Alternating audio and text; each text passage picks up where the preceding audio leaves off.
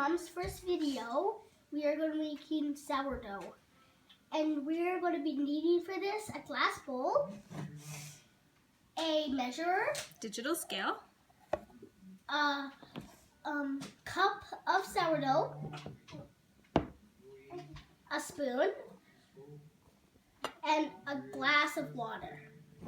and we also need some all-purpose unbleached flour. Why is the water so special? Oh, and this water is special because it's been sitting out all night to remove the chlorine that it occurs in our water in northern Canada. So chlorine can inhibit the growth of the sourdough, so that's why you want to let it sit overnight, just so that it evaporates, basically. So what I'm doing here is I'm using this natural starter. All sourdough is a mixture of yeast and naturally occurring bacteria. These are present everywhere, but what happens is when you provide them with the ideal conditions, so food and moisture plus about room temperature heat, you actually get these little critters to flourish. And it's these things flourishing and breathing out oxygen, bubbles in your bread that allows it to rise. Maybe it's carbon dioxide bubbles, actually. So the purpose of this video is just to show you how to feed your starter. So I've got here starter that was sitting in the fridge over the last week. After a fresh feeding, sourdough lasts for about a week in the fridge. It likes to be fed more often, but if need be, you can let it sit in there for as long as a week. Or you can leave it on the counter and feed it at least every 12 hours.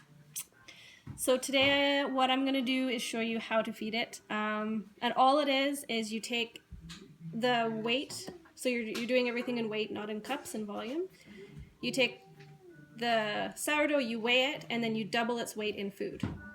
I'll explain to you what its food is in a minute. So I'm just going to measure this. Take it out. Zero out the scale. Measure it all in this clean bowl.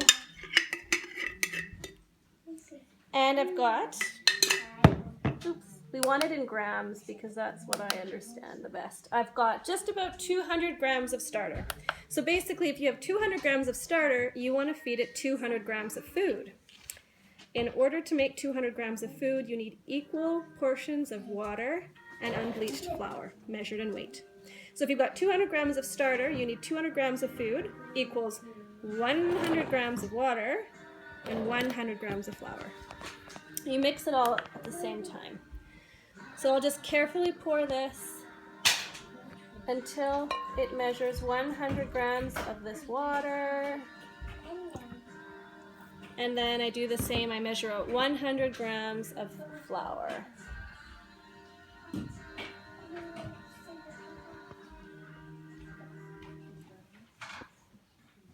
Okay? And the reason you measure it in weight and not volume is that a quarter of a cup of flour and a quarter of a cup of water aren't equal in weight. So you want to do it by weight, not by cups. Just make that really clear. So again, 200 grams of starter, you need 100 grams of flour, 100 grams of water. You mix it all together. Stir, stir, stir. You can even bring the camera over and you can see what the consistency is like. It's not too runny, it's not too thick. I don't know what I would call this the consistency of. It's thicker than pudding. Almost as thick as like oatmeal almost. Kind of elasticy. How do you know when you're done stirring? You just stir until all the flour is incorporated. And you have to be gentle with sourdough. A lot of people want to mix it really hard, but it is a living creature and doesn't need to be beaten to death, just gently stirred.